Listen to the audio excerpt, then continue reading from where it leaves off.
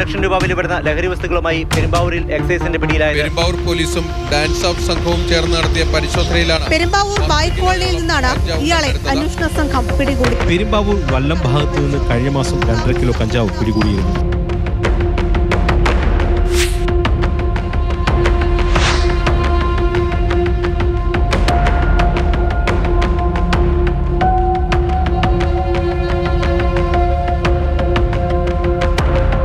കേരളത്തിൽ ഏറ്റവും അധികം ഇതര സംസ്ഥാന തൊഴിലാളികൾ തിങ്ങിപ്പാർക്കുന്ന ഇടം പെരുമ്പാവൂരിലെ ഭായ് കോളനിയിലാണ് ഇപ്പോൾ ഞാനുള്ളത്. ഏറ്റവും അധികം മറ്റിടങ്ങളിലേക്ക് ലഹരി വിറ്റഴിക്കുന്നതും ഇവിടെ തന്നെയാണ്. സ്വയം ഉപയോഗത്തിന് പുറമെ ലക്ഷക്കണക്കിന് ലഹരിയുടെ ഒഴുക്കാണ് ഇവിടെ നിന്നുള്ളത്. 500 രൂപ മുതൽ ലക്ഷക്കണക്കിന് രൂപ വരെ വില വരുന്ന ലഹരി മരുന്നുകളുടെ ഉപയോഗവും വിൽപ്പനയുമാണ് ഇതര സംസ്ഥാന തൊഴിലാളികൾക്കിടയിൽ നടക്കുന്നത്. കഞ്ചാവ് മുതൽ മാരക ലഹരി മരുന്ന് വരെ സുലഭം. പണം എളുപ്പമാർഗത്തിലൂടെ സമ്പാദിക്കുകയാണ് ലക്ഷ്യം. അവരുടെ നാട്ടിലേക്ക് അത്ര പൈസ കിട്ടൂലല്ലോ. ഇവിടെ വന്നിട്ട് എന്തായാലും ചെയ്ത് അവർക്ക് പൈസ കിട്ടും. ഇവിടെ അവരെ കൊണ്ടുവന്ന ശേഷം ഇവിടെ നല്ല പൈസയ്ക്ക് അവരെ വിൽക്കാനുണ്ട്. മറ്റ് സംസ്ഥാനങ്ങളിൽ നിന്ന് കുറഞ്ഞ നിരക്കിൽ ലഭിക്കുന്ന ലഹരി മരുന്ന് കേരളത്തിലേക്ക് കൊണ്ടുവന്ന ഇരട്ടി വിലയ്ക്കാണ് ഇവർ വിൽപ്പന നടത്തുന്നത്. ആവശ്യക്കാരിൽ അധികവും യുവാക്കൾ. അവർക്ക് ഇവിടെ അവൈലബിലിറ്റി കുറവുള്ള സ്ഥലമാവാം. ഇത് കൊണ്ടുവന്നു കഴിഞ്ഞാൽ കൂടുതൽ ഏൺ ചെയ്യാം എന്നുള്ള ലക്ഷ്യം ആയിരിക്കാം ഇത്തരത്തിൽ ഇങ്ങോട്ട് കൊണ്ടുവരുന്നതിന് പ്രധാന കാരണമെന്നാണ് ഞാൻ കരുതുന്നത്.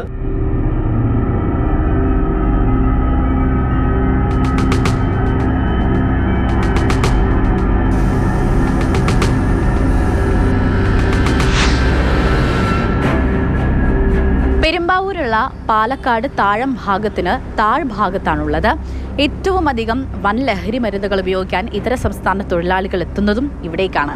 ലഹരിയുടെ അമിത ഉപയോഗം മൂലം 4 പേരാണ് പല ദിവസങ്ങളിലായി ഈ പാലത്തിന് താഴ്ഭാഗത്തും അതുപോലെ തന്നെ ഇതിൻ്റെ സമീപ പ്രദേശത്തുമായി മരിച്ച് കിടന്നിരുന്നത്. ഏകദേശം ഒരു 3-4 ദിവസത്തിന് ശേഷമായിരുന്നു മൃതദേഹം കണ്ടെത്തിയത്. ഈ കാണുന്ന ഈ സിറിഞ്ചൊക്കെ ഇപ്പോഴും ഈ വൻ ലഹരി മരുന്ന് ഉപയോഗിക്കുന്നുണ്ട് എന്നുള്ളത് അതിന് ഏറ്റവും വലിയ ഒരു തെളിവാണ്. മാത്രമല്ല ഈ പാലത്തിന് താഴ്ഭാഗത്ത് ഏറ്റവും അധികം മാലിന്യങ്ങൾ കുന്നുകൂടി കിടക്കുന്ന ഒരു സ്ഥലമാണ്. അതുകൊണ്ട് തന്നെ ഇവിടെ ഇരുന്ന് ലഹരി ഉപയോഗിച്ചാലും മറ്റ് ആളുകളുടെ ശ്രദ്ധ ഇവിടേക്ക് എത്തില്ല എന്ന് കരുതിയാവണം ഈ ഇതര സംസ്ഥാന തൊഴിലാളികളെ ഏറ്റവും അധികം ലഹരി ഉപയോഗിക്കാൻ ഈ പാലത്തിൻ്റെ താഴ്ഭാഗം തന്നെ തിരഞ്ഞെടുക്കുന്നതിന് കാരണം. മാത്രമല്ല ഇവരുപയോഗിച്ച ഈ സിറിഞ്ച് തന്നെയാണ് മറ്റാളുകൾക്ക് ലഹരി ഉപയോഗത്തിനായി കൊടുക്കുന്നതും. അതിനാൽ തന്നെ എയ്ഡ്സ് പോലുള്ള മാരകമായ രോഗവും ഇവർക്കിടയിൽ വർദ്ധിക്കുന്നുമുണ്ട്.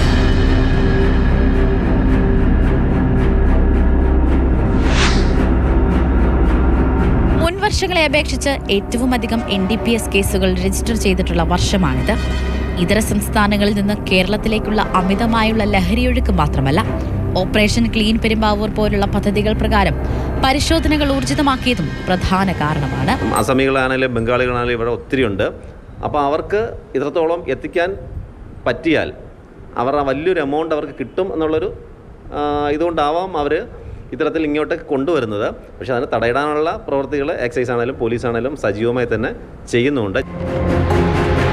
പരിശോധനകൾ ശക്തമാക്കിയിട്ടും ലഹരി പിടിമുറുക്കുകയാണ്.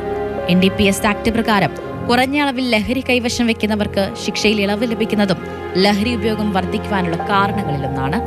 NDPS നിയമത്തിൽ minimum quantity, medium quantity, commercial quantity എന്നുള്ളൊരു ഇത് തന്നെ ഉണ്ട്. എല്ലാ ഡ്രഗ്സിലും അങ്ങനൊരു കാറ്റഗറൈസ് ചെയ്തിട്ടുണ്ട്. അപ്പോൾ മിനിമം ക്വാണ്ടിറ്റി കേസുകളിലാണ് നമ്മളിങ്ങനെ ജാമ്യം അവർക്ക് ലഭിക്കുന്നത്. സ്കൂളുകൾ തുറക്കുന്ന ഘട്ടത്തിൽ കുട്ടികളിലേക്കുള്ള ലഹരി വ്യാപനവും തടയാൻ പോലീസും എക്സൈസും സജ്ജമാണ്. പരിശോധനകൾ ശക്തമാക്കാത്തത് കൊണ്ടല്ല, നിയമങ്ങൾ കടുപ്പിക്കണം. എങ്കിലേ ലഹരിയെയും ലഹരി എത്തുന്ന മാർഗത്തെയും ചെറുക്കാനാവുകയുള്ളൂ. ക്യാമറമാൻ വേണുവിനൊപ്പം സ്നേഹമുള്ളയിലാണ്, മാതൃഭൂമി ന്യൂസ്, കൊച്ചി.